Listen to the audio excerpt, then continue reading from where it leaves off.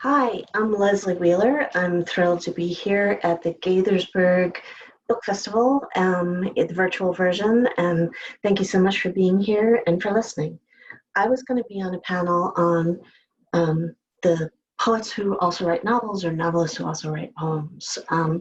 I actually started out as a poet. I just published my 5th book of poems, The State She's In, just out from Tinderbox editions.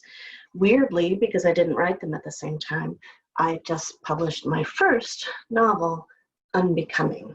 So that's available everywhere. The poetry book, not so much yet because it's hung up in a distribution area. You have to buy it directly from Tinderbox editions. So I thought I'd make a few comments on the transition and also I'm going to read you a poem, a novel excerpt, and another poem. I'll start by saying that both of these projects started when I was in my late 40s, a few years ago, thinking about the awesomeness of that transition. And I have 2 kids. One just graduated college. One is in college now or home from college and doing it virtually. And I am a professor at Washington and Lee University in Lexington, Virginia. And I felt like, and I don't think the hormones of menopause helped, but I felt like this transition was terrifying, that I was entering a new stage of my life and it didn't seem like it was going to be a good one. So the novel draft actually came first. I first drafted it kind of not knowing if I'd be able to do it. Started writing it in the late fall of 2015, so that was right after my daughter left for college and my mother had just been diagnosed with lymphoma, although she's fine now. It was very traumatic then. It was a difficult time. So I needed to try something new and was surprised that I was able to do it, although I found writing it enormously fun. Although after I had this draft I was very excited about, I realized it wasn't nearly as good as I thought, and revision processes took forever. I'm more confident as a poet.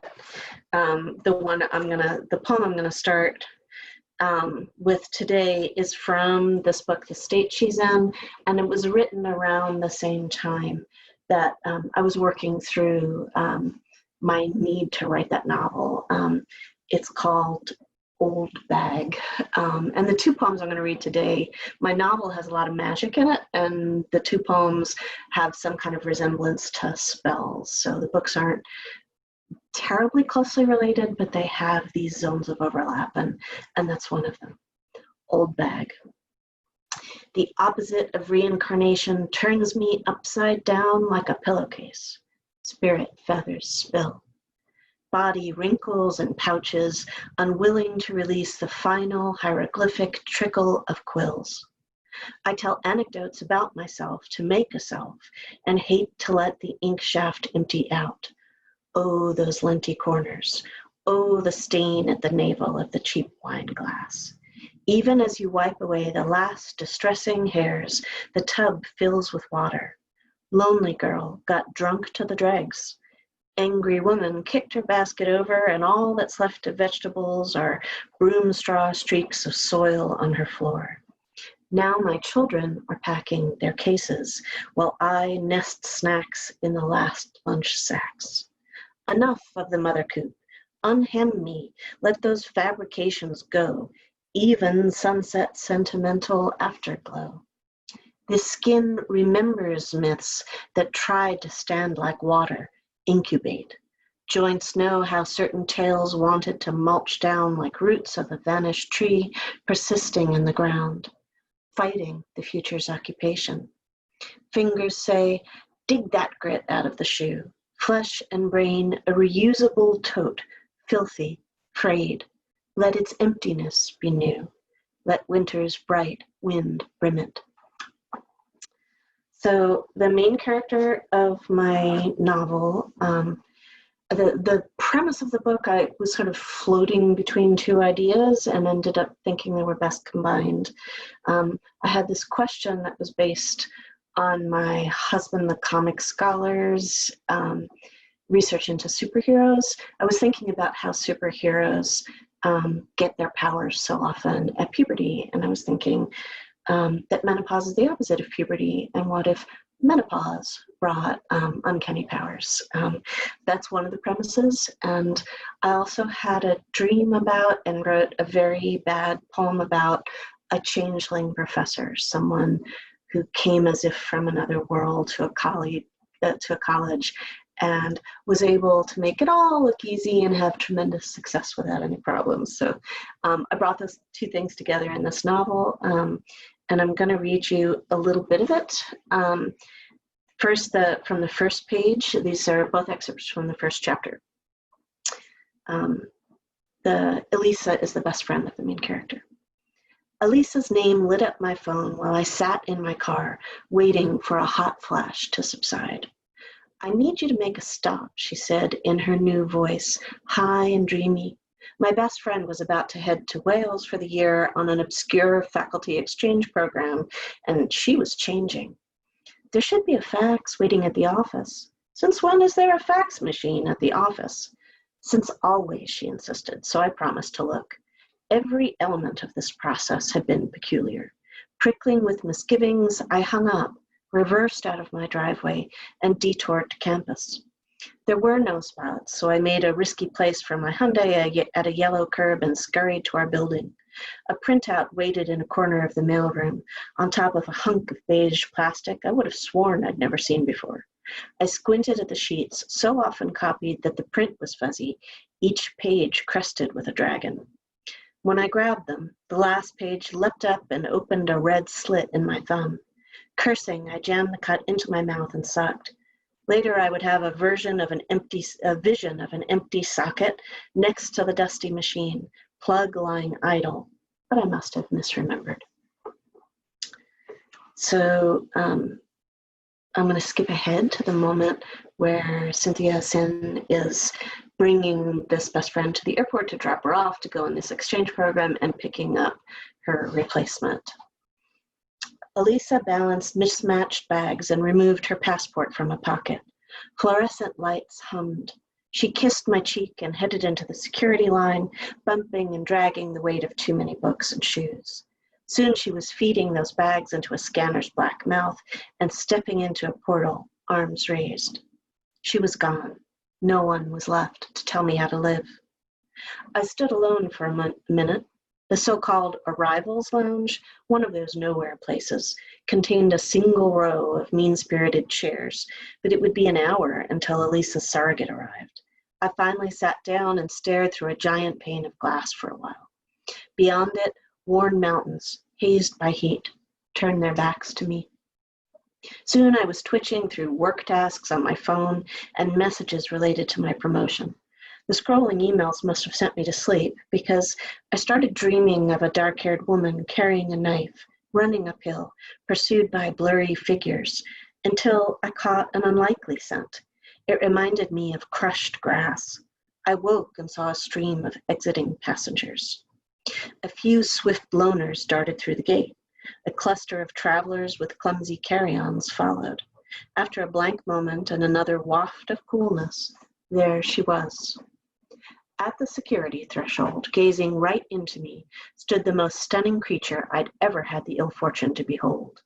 Tall and glamorous in a tailored dress, she held an aqua suitcase, the retro kind, without wheels. She seemed unburdened. I knew, sure as summer always ends, this was Sophia Ellis. "Call me Fee," the visitor said. Her accent was crisp, but not quite placeable. How old was she? As we bypassed the check luggage conveyor belt and strolled to the parking lot, I stole glances at her. Not young. 20-somethings had a touch of softness still. Fee looked definite. When we arrived at the car, she planted herself on the asphalt, staring skyward, as if she had grown there for centuries. Yet her skin was unlined, black hair unsilvered, figure lean. She lifted a single case to the trunk in an easy motion. I babbled the whole time about how magical the logistics of this exchange had seemed. Somehow I was confiding, too, my bewilderment at becoming chair. part of the budget under my control is pretty small, I found myself explaining, but let me know if you need anything, and I'll do my best. Fee responded with a calm expression just this side of a smile, and answered mundane questions as if surprised. Yes, the flights did go smoothly. She slept the whole way across the gray Atlantic. Her words, the gray Atlantic. No, she had never traveled to the States before. About sharing, she observed, there were always ways to work a system, no matter how Byzantine the rules. Orientation? Fee asked during the drive to town. I had been describing activities scheduled for new faculty members beginning last Monday morning tomorrow. She stared directly east and nodded. She was already oriented. The afternoon blinked past. I brought her to Elisa's house, where she would be living as well as sitting in Elisa's office. I showed her the fruit bowl, 2 upstairs bedrooms tucked beneath the roof, and the landline because she hadn't brought a mobile phone. She liked the screened-in porch best, reaching out to touch the steel mesh without quite touching it, skimming her fingers over the hammock. Here is the thermostat, and here is the router, I said, as if chanting a nursery rhyme. Fee was fascinated by the controls for the shower. She peered down the drain. No, thank you. She did not need me to drive her to the supermarket today. She would take a stroll this evening. The downtown was so close. Time in Fee's company passed jerkily, in ellipses and vivid dilations. Elisa would be high above foreign waters now, but I had crossed some kind of border too. My airport dream revisited me that night. When I caught a glint of the knife in the woman's hand, I told myself, blood. There's no crossing between worlds without blood. I'm going to close with one more poem from the state she's in. And also just thank you for listening this far. And I hope wherever you are, you're safe and well. And thanks again. I'm really grateful to the organizers of the Gaithersburg Book Festival for including me in this event in both versions. This one is called All-Purpose Spell for Banishment. This has got a participatory element, and since you are probably watching this on a laptop or a phone all by yourself, I am going to suggest that when I say blank, you think of or even name out loud someone whom you wish would just vanish, would just disappear. The first 2, there are 3 blanks. The first 2, you think about whom you want to vanish. And the last one, you think about something delicious. All-purpose spell for banishment. A pox on blank and the gerrymander he rode in on. Expel, export, exile him while we smudge sage smoke around. At the 0 hour, as our wombs contract under the moon, cast him out, groper, loomer, cheater, rapist, harassing mogul, bully, frilled narcissus of a boss. Evict without visa, dissolve his assets and social media accounts. Let there be no comb-over strays stranded on sofa backs, no despotic perfume. Erase his name even from rumor, from amygdala.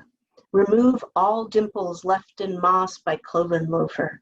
There is no blank. There never was. As the last syllable of this incantation sounds, it breaks over us how light we feel, like lemon mousse in a silver dish on an early spring morning before the leaves grow in. Each cell of foam trapping nothing but sugar and sunshine. On our tongues, only blank. Thanks again, everybody. It was wonderful to be here, and I hope to do it in person next time.